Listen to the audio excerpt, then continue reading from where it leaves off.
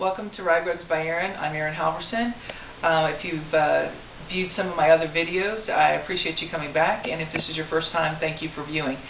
Today we're going to be talking about sister rugs, and I wanted to quickly go over what sister rugs are and also how you can achieve the look of having sister rugs for yourself. So if you look over here, there's the rugs that we're going to be talking about. We've got these maroons, blues, and tans. We're going to be talking about, which are the basic oval rugs, which I show that in a beginner rug series. This one is the Bumpy Country Road, and we have two rugs here you can see that are very similar. And then we have this another basic oval rug, and it's more of a runner style. This was started with a 50 count in the middle, 50 chain stitches, and this is going to be viewed at the side of each side of a bed.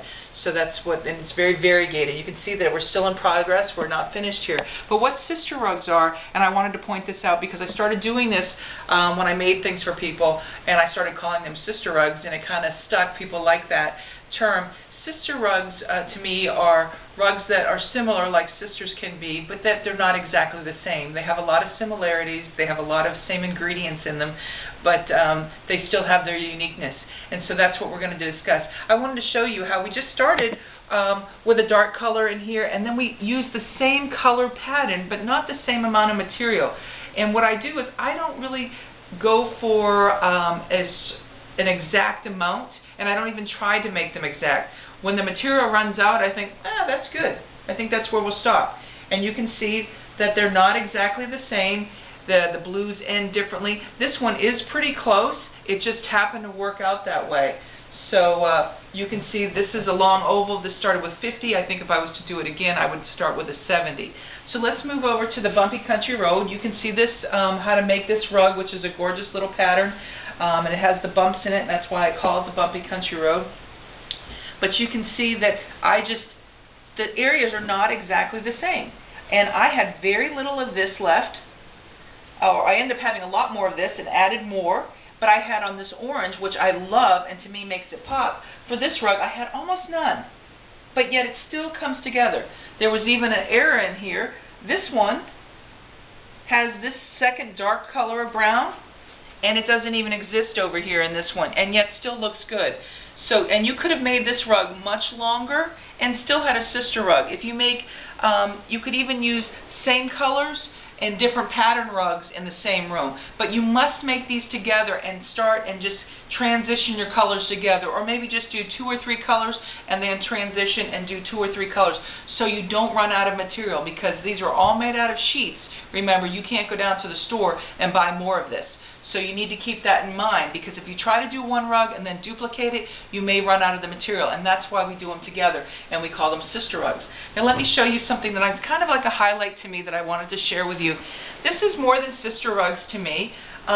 These are different size ovals. They were started together. I did not make these. My dear friend Martha made these rugs, and I spent a few hours with her one afternoon, and we got them started with the sister rugs, and we talked about what the dimensions we thought we were looking for, and we started the circles, and we talked about she really likes maroon, and that's like a highlight in her kitchen. However, she did not have much maroon material, much maroon sheets, so I suggested maybe she just puts a little bit in there and then do another ring around however much she had to be able to tie them together, and she did just that. I wanted to also point out what I'm so excited about sharing these rugs were. These are a looser stitch than I crochet, and look how lovely they are. Mine are very tight, and that's just the way I stitch. Yours are going to be different too. You may crochet tight, or you may crochet loose. Neither is incorrect. One just as lovely as the other. I think she did a fabulous job. The other thing I wanted to point out about these rugs is this is her first attempt on making a rag rug.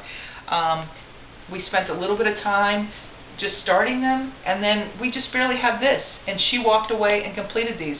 And just a week or so later I saw her, and she goes, "I've finished my rugs," and I was absolutely amazed that she had just gone on and taken it on, and how beautiful. I wanted to show you these rugs in particular because I wanted you to feel encouraged, that some of you who haven't taken on making a rag rug yet, this is someone's first attempt who hadn't crocheted barely as a child in 40 years.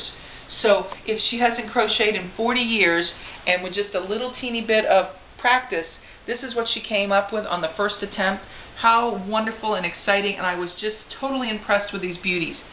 So I'm hoping that my videos and my instruction will help you be successful like this as well, because I didn't have that privilege to be able to have that.